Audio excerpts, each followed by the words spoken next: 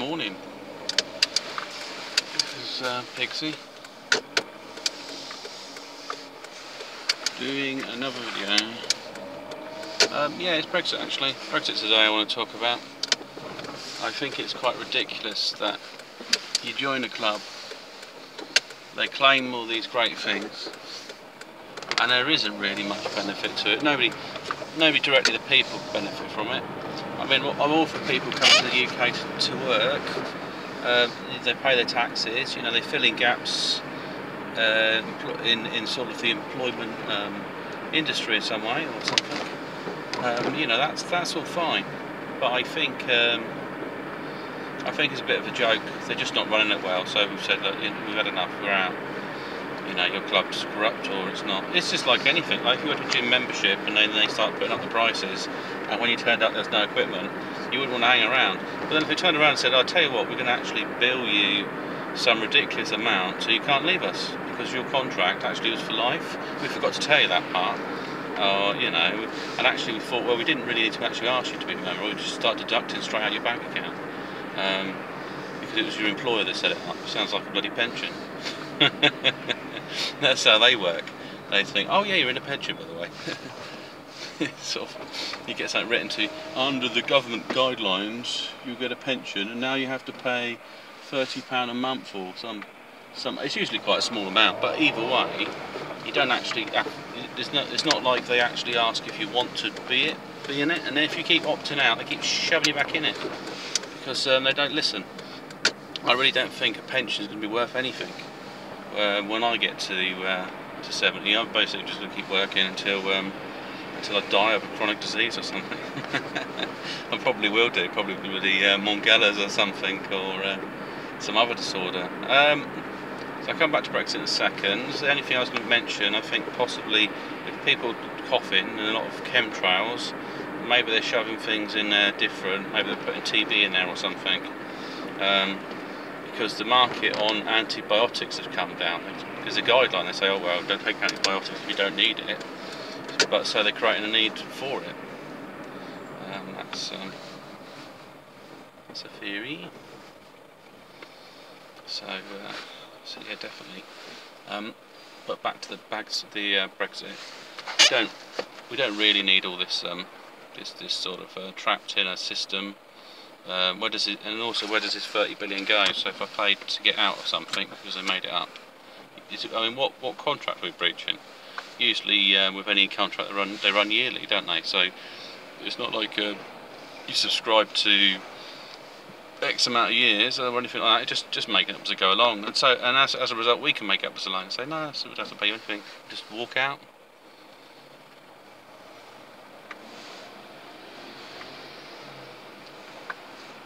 Which is more logical. Just get out of that system.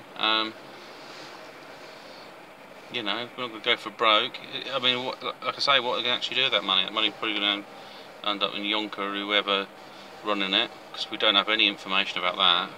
We have so much information about American politics and things we're not really interested in the UK because we don't have any influence on it. You know, it's nothing. It's not like we've joined a club in America that I'm aware of, and we get told about it, and I mean, basically Trump is doing what the corporate overlords want, and that's how it's always been. There's no difference there. It's just how they deliver it. They say, well, we want that. Just keep edging away and chipping away, and hopefully, when the opportunity comes up, then we push it forward. And we just ignore.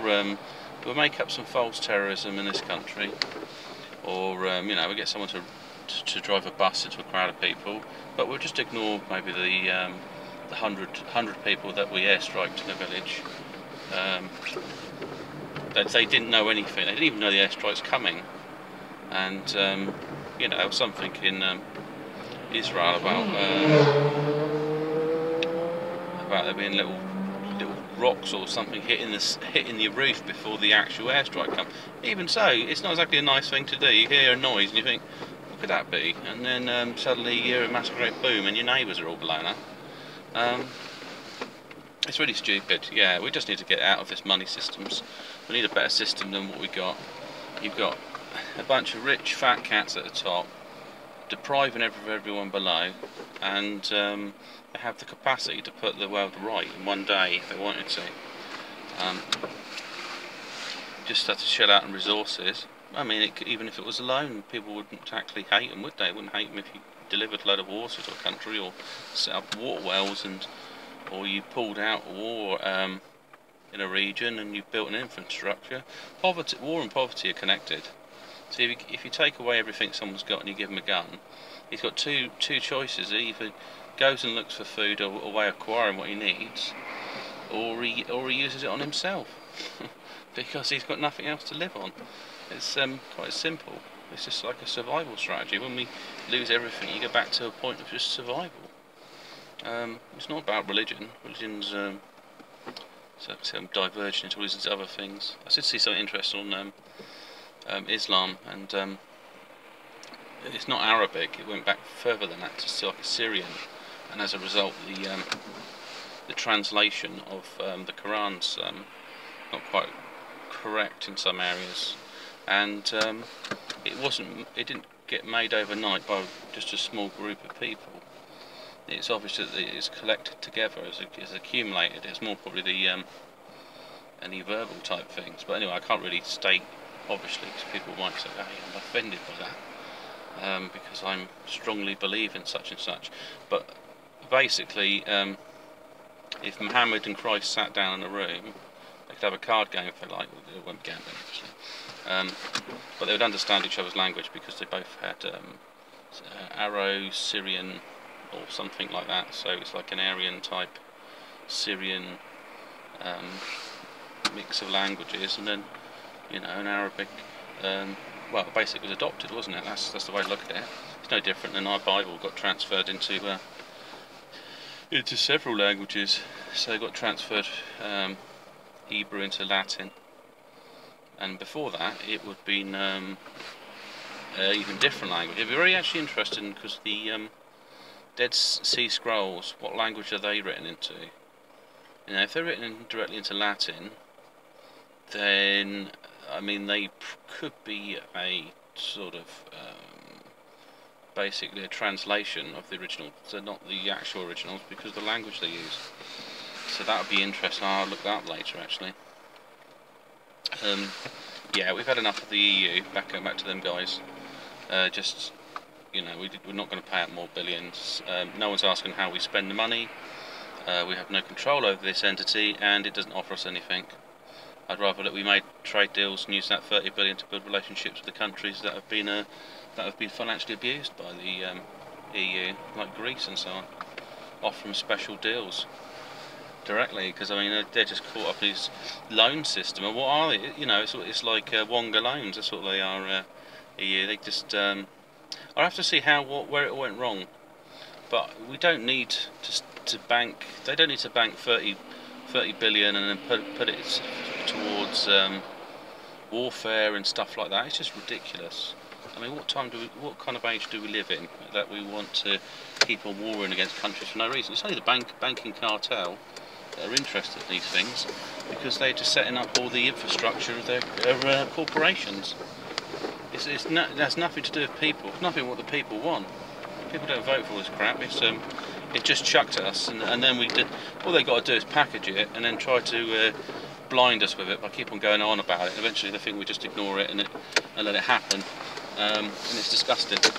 And I think also the media are disgusted for not getting, I mean, all they do is just serve the corporations or their backers, basically. They're just a business, so that's the way to see it as.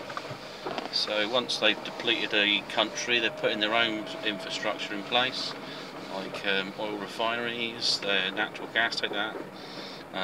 They charge double to the local people, or they get them to buy into something in some way. There's never going to work out in their favour. And then they want to whack a load of GMOs type stuff into the area as well, or grow whatever crop they want. Maybe they set it up for opium and stuff like that. So CIAs have another investment. So there's it's like network of corruption.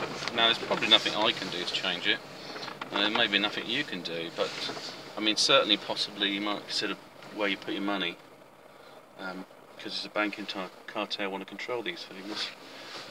And if you bank with a bank that's supporting warfare or supporting, or financing GMO or whatever they're involved in,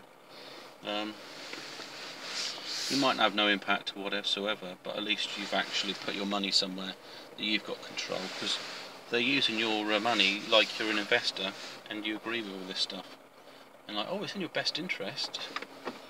All these savages and all these sorts of silly attitudes that we've had throughout history, but it's time to break free of all that and just find something new.